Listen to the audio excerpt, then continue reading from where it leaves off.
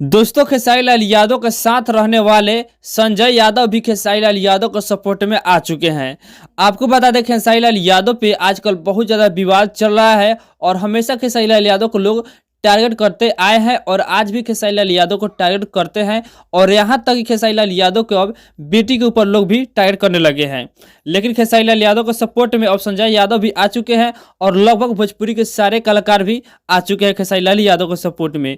और खेसारी लाल यादव के साथ रहने वाले संजय यादव भी आ चुके हैं और संजय यादव जी अपने फेसबुक अकाउंट के माध्यम से एक पोस्ट किए हैं और उस पोस्ट में ये लिखे हैं, नए पीढ़ी से ये उम्मीद नहीं थी कि मेटर नहीं मिलेगा तो बेटी बहन पर उतर जाएंगे, चंद पैसा कमाने के लिए इतना नीचे गिर जाएंगे।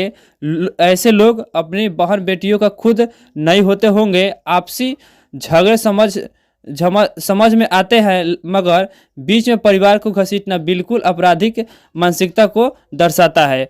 बिहार प्रशासन को इस पर कड़ी कार्रवाई करनी चाहिए।